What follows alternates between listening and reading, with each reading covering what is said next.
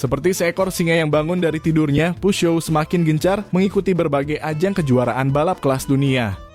Taringnya siap menyeringai di setiap arena balap. Setelah memenangkan kejuaraan Rally Dakar pada tahun 2016, 2017, dan 2018, Pusho juga sedang mengikuti WRC atau World Rally Championship. Dan saat ini mereka kembali lagi mengikuti World Endurance Championship Le Mans 24 jam. Pusho kembali bergabung dalam ajang balap ketahanan pada musim 2022 lalu. Pabrikan asal Prancis ini terakhir kali balapan di ajang balap ketahanan pada tahun 2011. Kepergian Pusho membuat Audi semakin berjaya di WEC. Namun setelah 10 tahun berlalu, Pusho memutuskan untuk bergabung kembali ke ajang balap ketahanan dengan membawa mobil balap terbaru mereka yang memiliki desain radikal. Sedikit sejarah mengenai Pusho dalam ajang balap ketahanan. Pusho pertama kali berkompetisi di Le Mans pada tahun 1926 dengan mobil Pusho 174S Sport. Mereka meraih kemenangan pertama mereka di kategori 3 liter pada tahun 1927. Pusho mengalami kesuksesan besar di Le Mans selama dekade 1930-an. Mereka memenangkan balapan secara keseluruhan pada tahun 1937 dengan mobil Pusho 302DS. Dan kemudian memenangkan kembali pada tahun 1938 dengan Pusho 402DS. Setelah Perang Dunia Kedua, Pusho absen dari Le Mans untuk waktu yang lama sebelum kembali pada tahun 1990 dengan tim Pusho Talbot Sport. Mereka menggunakan mobil Pusho 905 untuk berkompetisi di kelas prototype dan berhasil memenangkan Le Mans pada tahun 1992 dan 1993. Pusho kembali ke Le Mans pada tahun 2007 dengan mobil Pusho 908 HDI FAP diesel. Mereka memenangkan balapan pada tahun 2009 dan bersaing ketat dengan Audi selama beberapa tahun. Kemenangan terakhir Pusho di Le Mans terjadi pada tahun 2009 dengan mobil Pusho 908 HDI FAP. Mobil ini dikemudikan oleh Anthony Davidson, Mark Gene, dan Alexander Wurz. Pada tahun 2012, Pusho mengumumkan absen dari ajang Le Mans dan balap ketahanan secara keseluruhan karena alasan finansial. Pada tahun 2021, Pusho Sport mengumumkan bahwa mereka akan kembali ke ajang Le Mans dengan rencana untuk berkompetisi di kelas hypercar. Ini menandai kembalinya Pusho ke balap ketahanan setelah beberapa tahun absen. Pusho merupakan produsen mobil asal Prancis yang terus berinovasi. Salah satu inovasi besar mereka dalam ajang balap adalah Pusho 908 HDI FAP bermesin diesel. Pusho terakhir kali memenangkan balap ketahanan pada tahun 2009 dengan mobil tersebut. Mobil ini didukung dengan mesin diesel HDI yang efisien dan kuat dan juga dikenal karena desain aerodinamisnya. Pusho memutuskan untuk bergabung kembali setelah dibukanya kelas hypercar yang menggantikan kelas prototype 1 atau LMP1 di musim-musim sebelumnya. Dalam menghadapi persaingan yang ketat di kelas hypercar, Pusho membawa 9X8 yang masuk ke dalam kelas hypercar.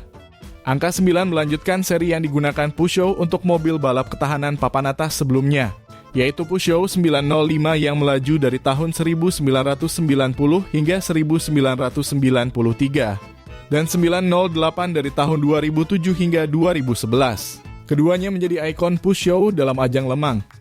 Huruf X mengacu pada teknologi penggerak semua roda atau all-wheel drive dan powertrain hybrid Pusho yang mewujudkan strategi elektrifikasi mereka di dunia balap. Sedangkan angka 8 adalah akhiran yang digunakan untuk semua nama model Pusho saat ini. Pusho 9X8 ini disebut-sebut sebagai penerus dari Pusho 908 yang terakhir kali balap di balap ketahanan pada tahun 2011. Yang paling menarik adalah kelas hypercar tidak memiliki batasan pada sasis, aerodinamika, atau gaya bodi yang menghasilkan keliaran para insinyur Pusho untuk melahirkan 9X8. Fleksibilitas yang lebih besar oleh peraturan teknis baru mengenai aerodinamika memungkinkan pemikiran baru yang mendukung munculnya mobil inovatif dengan ruang bagi tim desain untuk memberikan kontribusi yang lebih besar. Para insinyur dan desainer Pusho secara efektif memanfaatkan kesempatan ini untuk menciptakan model mobil hypercar dengan genre yang benar-benar baru. Pusho 9X8 hadir dengan desain yang sangat radikal, yang sangat berbeda dengan mobil-mobil balap pada umumnya. Direktur desain Pusho yaitu Matthias Hossan mengatakan sketsa awal mobil ini adalah seekor kucing besar yang siap menerkam. Dan mereka berfokus untuk menyatukan gaya 9X8 dengan desain mobil jalan raya Peugeot.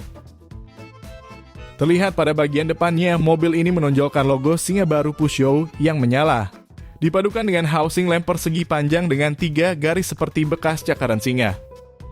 Sementara pada bagian belakangnya, terlihat lampu belakang memiliki 3 garis vertikal besar di setiap sisi yang memanjang dari bodywork. Guratan seperti bekas cakaran yang ada pada lampu depan dan belakang merupakan ciri khas dari Peugeot yang sudah dikenal. Desain fender memiliki potongan atau lubang di bagian atasnya sehingga sebagian tapak ban terlihat dengan jelas. Permukaan sudut di sekitar lubang dan spion terintegrasi dari bagian depan hingga bagian fender belakang. Para desainer Peugeot juga memberikan perhatian luar biasa pada interior 9X8. Mereka menganggap kokpit mobil balap cenderung hanya mementingkan fungsi dan tidak memiliki ciri khas. Sehingga mereka melakukan pendekatan khusus pada kokpit 9X8 dengan memberikan kombinasi skema warna kuning stabilo dan ciri khas gaya interior i-cockpit Peugeot. Hal ini dapat memberikan nuansa khas pada kokpit 9X8 yang membuatnya mudah untuk dikenali sebagai Peugeot dalam kamera onboard. Tetapi fitur desain terbesar yang membedakan 9X8 dari hampir semua mobil balap lain adalah tidak adanya sayap belakang. Konsep tersebut dimungkinkan karena regulasi baru memberikan banyak kebebasan kepada engineer untuk membuat perangkat aerodinamika pada Peugeot 9X8 tetap menghasilkan banyak downforce. Jika tidak ada sayap belakang, bagaimana cara engineer menghasilkan downforce di bagian belakang mobil? Direktur teknik Peugeot Sport, yaitu Olivier Jansoni, tidak menyebutkan secara pasti dari mana sumber downforce tersebut berasal. Namun beberapa sumber menyebutkan bahwa diffuser dan bagian bawah mobil 9X8 memainkan peran besar terhadap hal ini.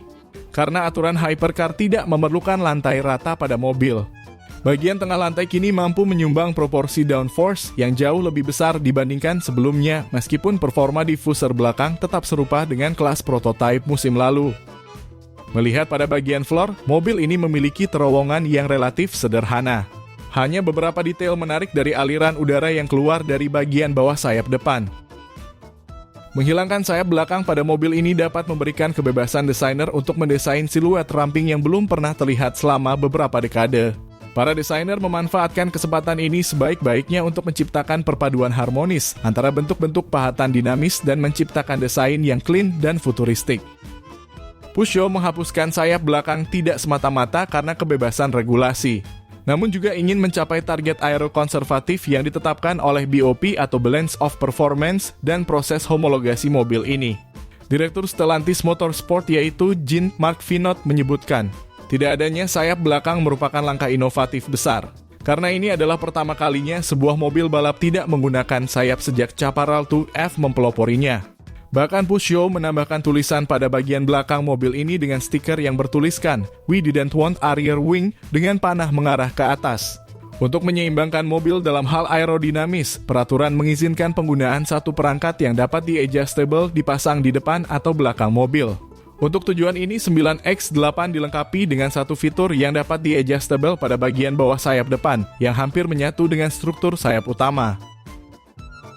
Sejak pengumuman keterlibatan Peugeot dalam kelas baru hypercar ajang balap ketahanan pada bulan September 2020 lalu, pabrik Peugeot di Versailles telah bekerja keras untuk memproduksi 9X8.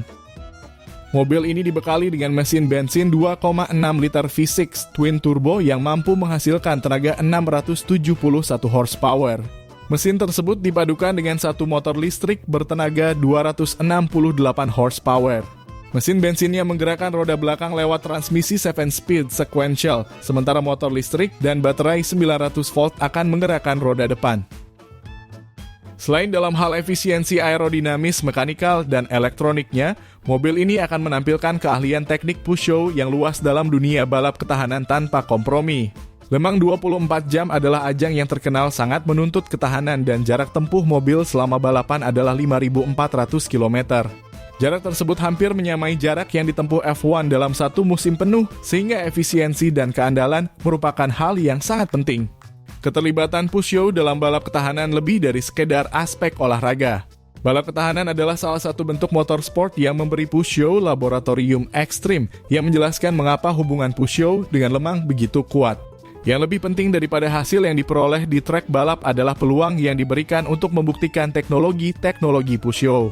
Le Mans memberikan lingkungan yang kompetitif untuk memvalidasi sistem dan teknologi hybrid yang sedang mereka kembangkan. Ini bertujuan untuk mengurangi konsumsi bahan bakar dan juga emisi pada mobil jalan raya Pushio. Le Mans adalah laboratorium yang membuktikan kualitas mobil-mobil jalan raya mereka. Sekian video dari kami mengenai Pushio 9X8. Jangan lupa untuk like dan subscribe channel Daily Motorsport Indonesia. Terima kasih sudah menonton dan sampai jumpa pada video berikutnya.